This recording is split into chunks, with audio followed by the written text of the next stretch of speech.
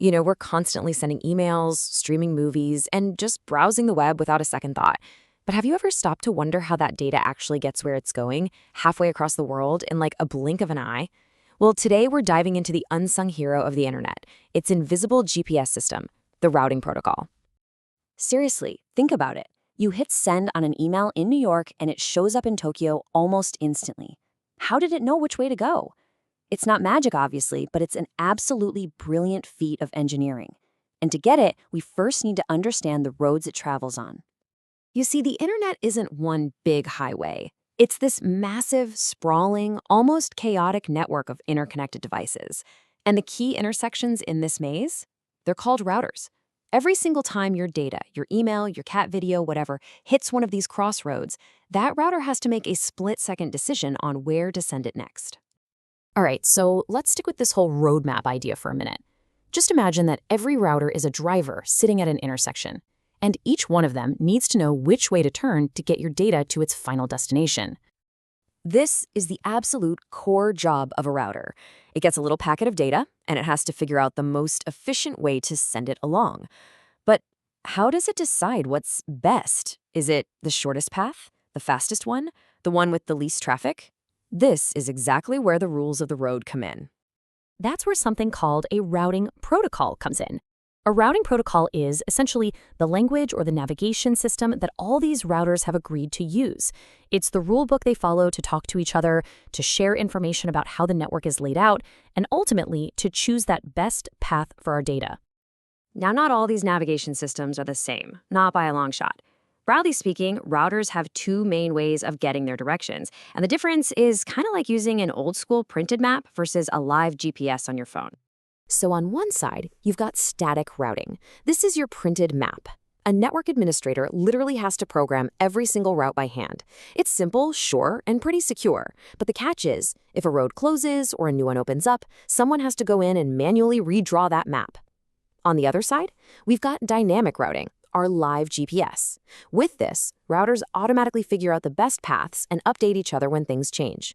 It's way more flexible, but all that constant chatter takes up the router's brain power, its CPU, and it can even clog up the very roads it's trying to manage. Okay, so let's zoom in on dynamic routing, because that's where things get really interesting. Just like there's more than one GPS app, there's more than one way for routers to find the best route. So dynamic routing isn't just one thing. It's more like a whole family of different protocols. And they basically fall into three main categories, each with its own philosophy on how to get things done.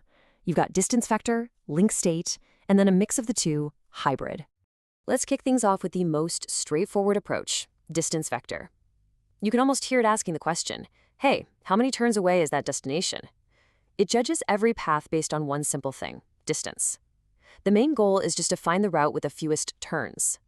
In the world of networking, we call each of those turns, every time a packet jumps through a router, a hop. So a distance vector protocol, like the classic one called RIP, simply counts up the number of routers a packet has to cross and picks the path with the smallest number of hops. Simple as that. Okay, so picture this. When a router using this method first turns on, it's totally clueless. It's like a driver who only knows their own street and that's it. Its routing table only has info about the routers it's directly connected to. It has no idea about the rest of the city. So how do they figure out the rest of the city? Well, they start talking to each other. Every so often, each router just shouts out its entire list of known roads to all of its neighbors. It's sometimes been called routing by rumor, and you can probably already see the potential problem, right? What if the rumor is old? What if a road is super slow, but the news about it takes forever to spread? To fix that whole outdated rumor problem, a totally new way of thinking came along, link state. Instead of just asking for directions at every corner, a link state router basically says, you know what, forget all that. Just give me the entire up-to-the-minute map of the whole city right now. And these link state protocols, like a really popular one called OSPF, they build a complete map of the network. Every single router gets a copy of the exact same map, so there are no rumors. And they know way more than just distance. They know about things like the speed of the connection, the bandwidth. This lets them make much smarter decisions, like choosing a slightly longer highway over a short but totally gridlocked side street. And then, of course, you've got the hybrids, like a protocol called EIGRP. And just like the name says, they try to give you the best of both worlds. They aim for the simplicity of distance vector, but with the smarts and speed of link state. They're super efficient, though sometimes they only work with one company's equipment. Okay, so having all these different GPS systems is awesome, but it brings up a new, really important question. What happens if a router is running more than one of them and they disagree? I mean, imagine your router hears about a path to a destination from good old RIP, the hop counter. But then, a second later, it gets conflicting information from the super smart OSPF, the map maker.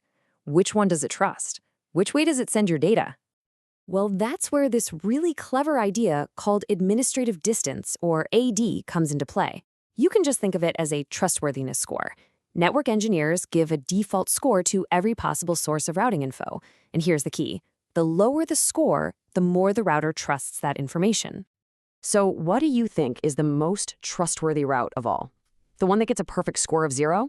Well, it's a network that the router is literally plugged right into. I mean, you can't get more trustworthy than that, right? And this table just lays it all out perfectly. A directly connected interface? That's a 0, top of the list. A static route that a human typed in? That's a 1, very trustworthy. But then look down here at the dynamic ones. EIGRP gets a 90. OSPF, our full map protocol, gets a 110. And RIP, our simple hop count protocol, gets a 120.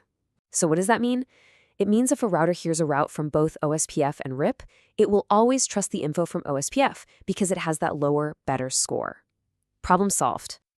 All right, let's pull all this together. It's pretty amazing when you think about it. These protocols are working away completely in the background, and they're really the foundation of our entire digital world.